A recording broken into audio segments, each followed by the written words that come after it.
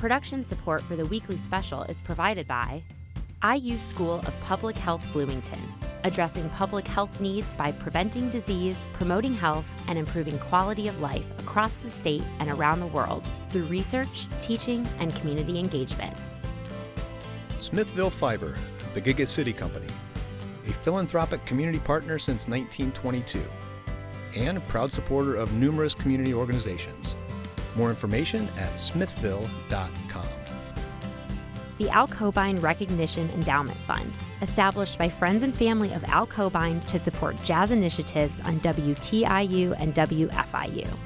And WTIU members, thank you. For the last few weeks, sports enthusiasts across the world have watched the Winter Olympics unfold. But did you know there are ways to embrace your own Olympic pride right in your own backyard? Travel to the Indy Fuel Tank, an ice skating rink in Fishers, Indiana, where the state's oldest speed skating club chases Olympic dreams.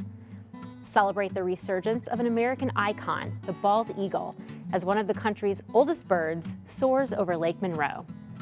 And welcome Indianapolis's own urban funk band, Blackberry Jam, as they mark over 20 years on the musical circuit. Explore your own Olympic spirit with stories you'll only find on the weekly special.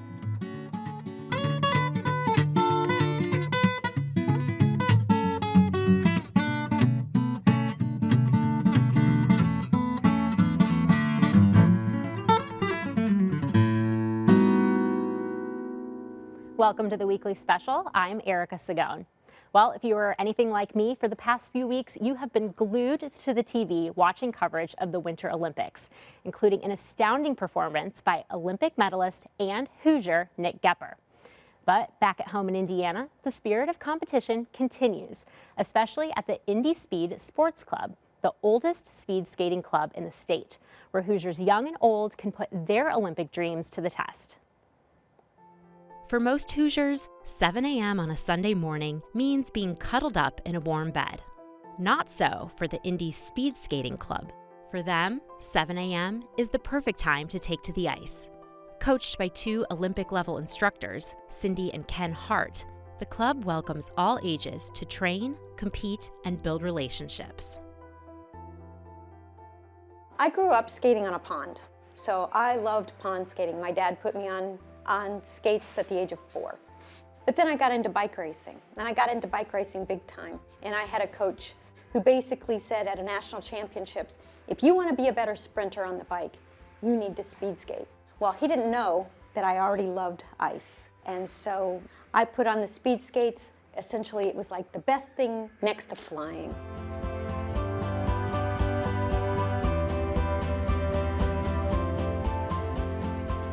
It was through the competitive world of cycling that Cindy discovered her love of coaching.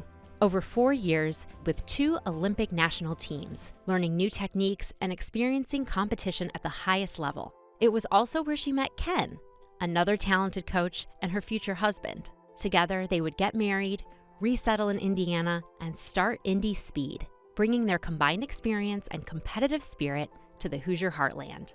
So in 2000, we basically came together and formed IndySpeed here in Indianapolis. When we first came on the scene, they were very, very welcoming. And so when they go to a competition, they actually, have friends from Milwaukee and Chicago, Cleveland. They've got friends from all over. When they sit in the heat box getting ready for their event, they're all friends. They're all pals. They're playing, they're talking and chatting. But as soon as they say, go to the start, then it's all for them. Once the team found its footing on the ice, they began to compete across the Midwest, from Chicago to Cleveland and up to Syracuse, New York for the national stage. And even though a competitive spirit courses through the club, the ultimate goal remains to bring people together and build connections throughout athletic generations. From 5 to 70, all ages are welcome. More than just a team, IndySpeed seeks to be a family. That's one of the things about speed skating is all ages, and we all, because we're confined to an ice rink, we grow up together. They're our family. We play on the ice, we encourage, we promote, but they support each other. They're very, very close-knit and very welcoming to new members.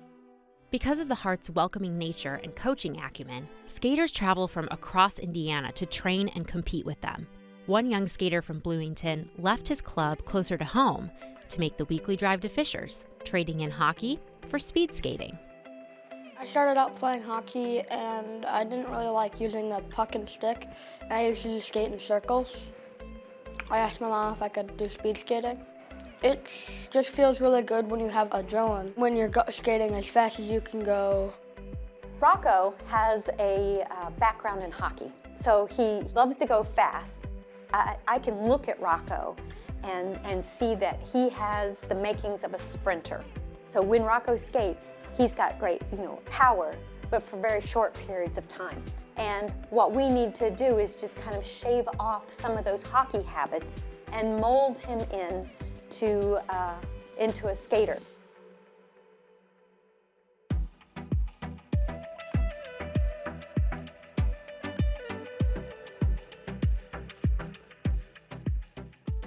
And Cindy's reputation for being able to mold natural talent into achievement is why skaters continue to flock to her for training.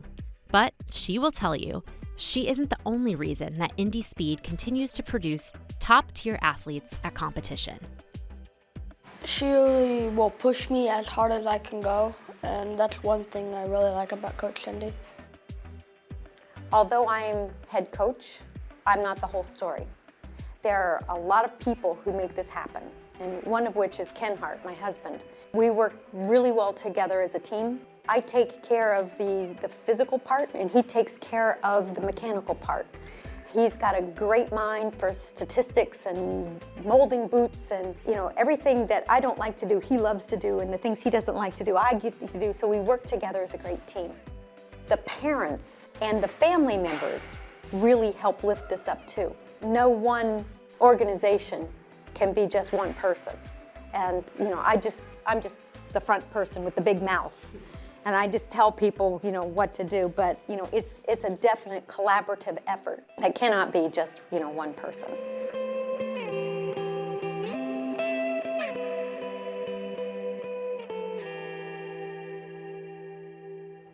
Want to see if you've got the skills for speed skating? The club hosts a Learn to Speed Skate program for all ages. Learn more at IndySpeed.org. The Olympics bring out a renewed enthusiasm for symbols of American pride, from waving stars and stripes to the national anthem. But one of our country's most treasured symbols was almost lost until scientists stepped in to save this beloved icon.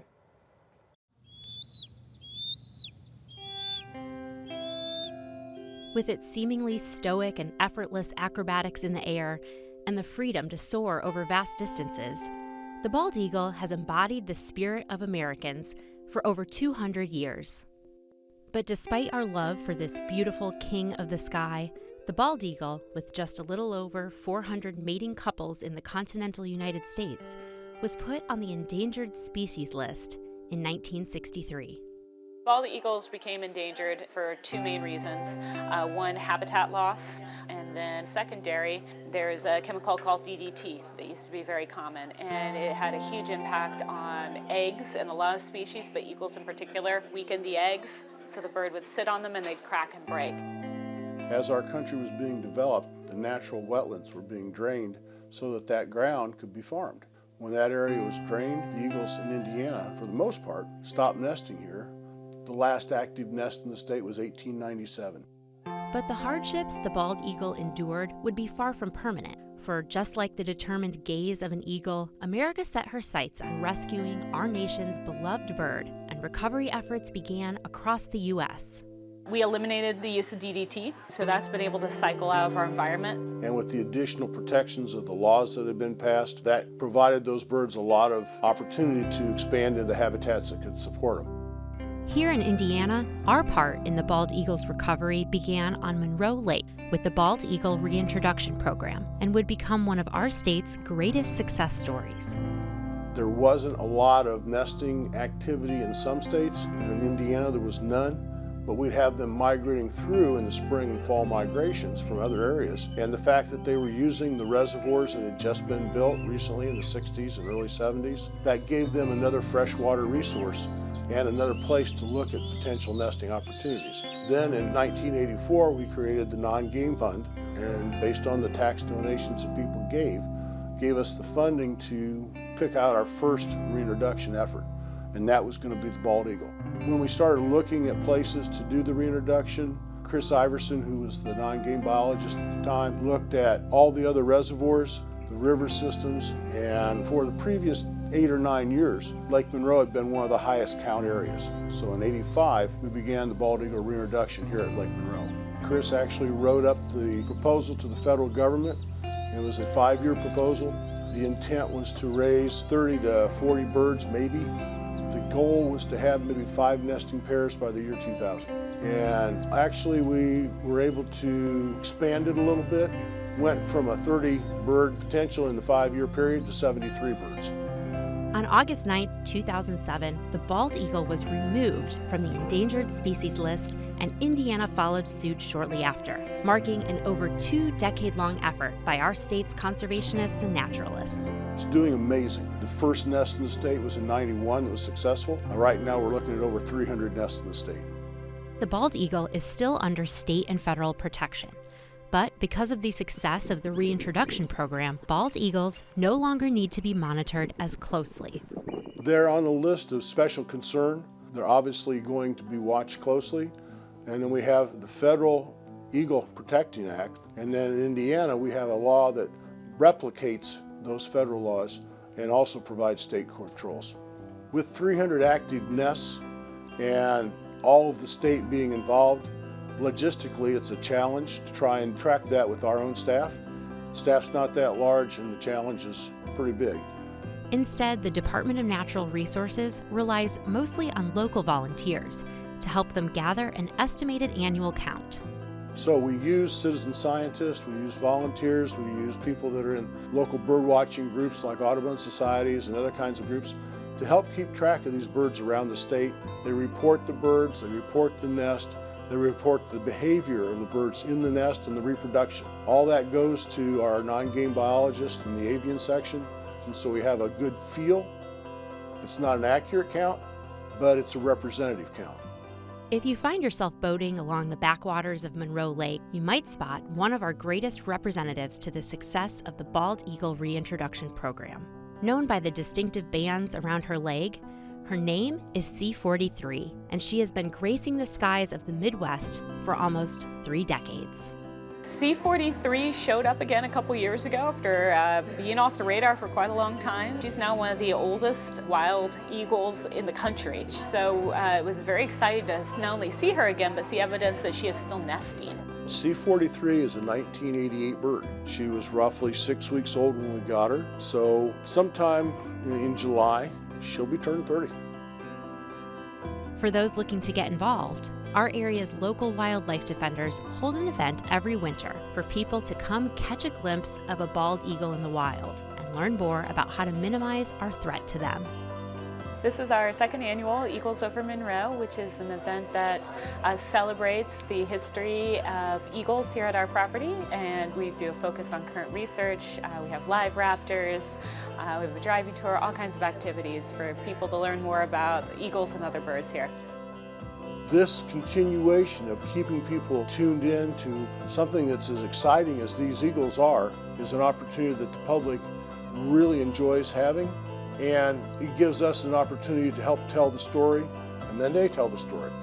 It's one of those things where everybody that's out there can make a difference if they just take the time to put the effort in. For Indiana, the successful return of our nation's bird signifies not only that we can restore and protect our environment and its inhabitants, but that through this stewardship, we can bring new meaning and a goodness to our own lives. I think one of the importances of bald eagles is that they are a symbol, not just as our national bird, but I think they're a really important symbol of what's possible. Humans have some very significant negative impacts on a lot of species, and I think bald eagles are very representative of that sometimes it's possible to bring back what we've previously destroyed. They are just a remarkable success story.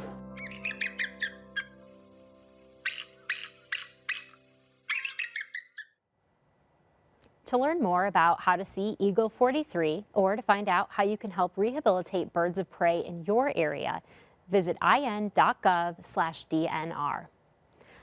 Well, much like the Olympics, our next musical guests are on a mission to bring people together through fun and positivity, all with a funk groove undertone. Meet Blackberry Jam.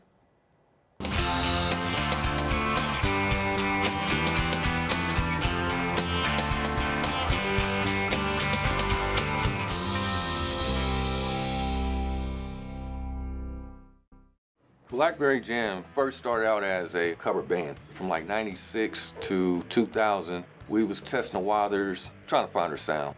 Around 2000, I was able to meet my friend and longtime music collaborator, Jumbo Shrimp, and he's frontman, lead singer. So from that point on, we went from being like a R&B, jazz cover band to a funk, rock, original-based band. We transitioned from the smoothness to the rock, and we've been grooving ever since. The Blackberry Jam sound is pretty much anything under the funk umbrella. Funk is an assortment of different sounds, a lot of rock influence, funk, jazz, R&B, hip-hop, reggae, Afrobeat, you name it. To me, if you can move your head to it, it's funk.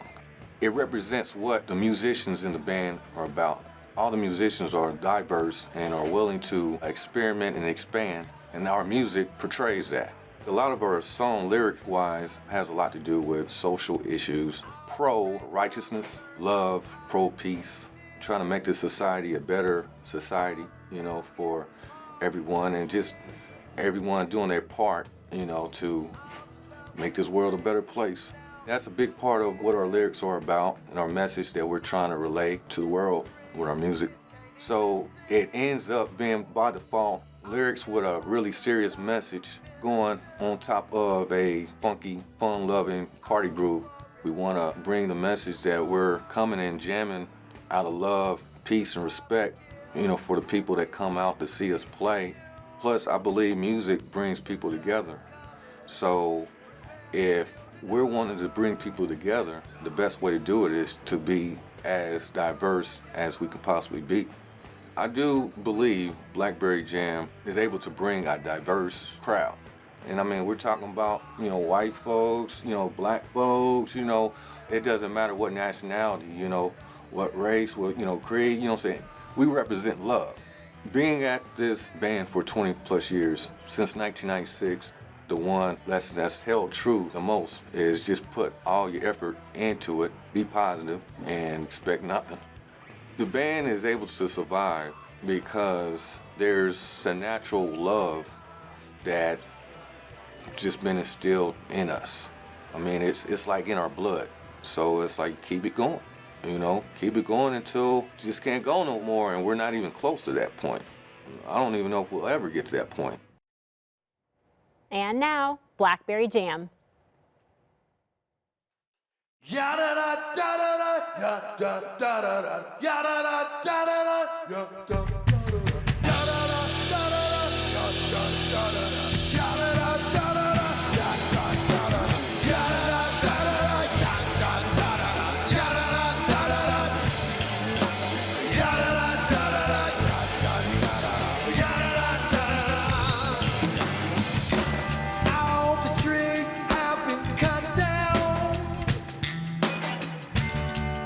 Flowers will away.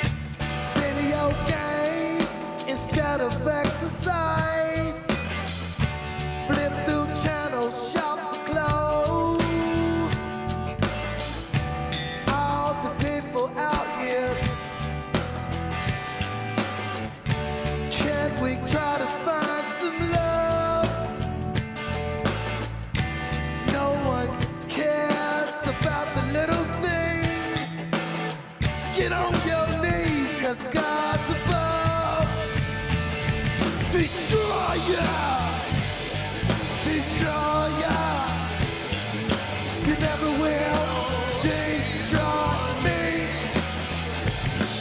Destroy ya. Destroy ya. You never will destroy me. Destroy me. Ya-da-da. Da-da-da-da-da. Ya-da-da. Ya-da-da. Ya-da-da.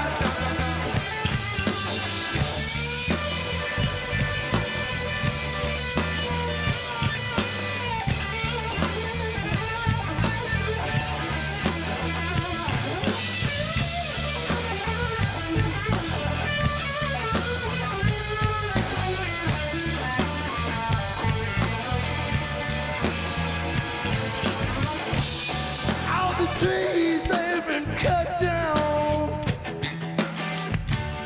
all the flowers wilt away, all the fields are sold to business now, hey, and all the roads have toll to pay. Destroy ya, destroy ya. You're never gonna destroy me. Destroy ya. Destroy ya. You're never gonna destroy me. Yeah. Kids can't even see. Da-da-da-da-da-da. Never gonna destroy me. You can't destroy me. Ya-da-da, ya-da-da, ya-da-da.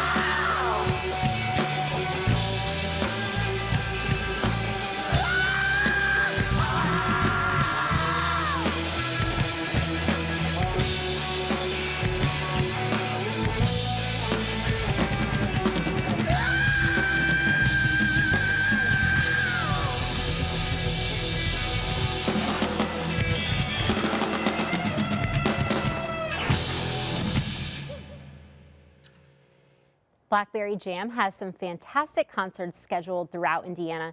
Find details as well as other awesome musical tracks at reverbnation.com/BBJ Crew Blackberry Jam. Well, that's all the time that we have for tonight. Get out there and find the Olympic spirit in your own community. Thanks for joining us, and once again, Blackberry Jam. Good night.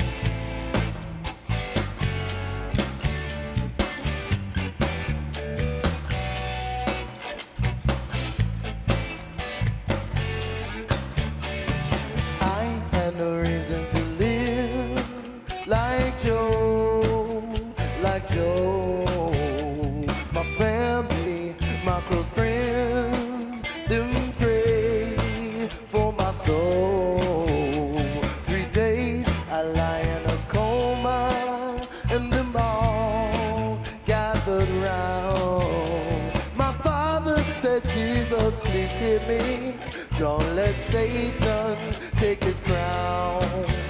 On the third day, I rose up like Lazarus and looked to the light and dedicate my life to my Savior, Jesus Christ. I was a dead man walking around. I was a dead man walking around. I was a dead man walking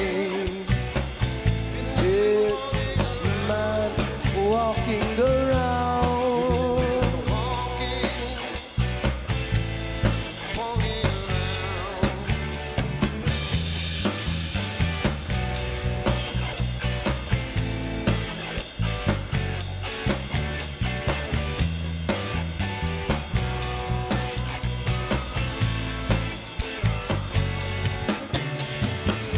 I stood between two pillars of stone, of stone.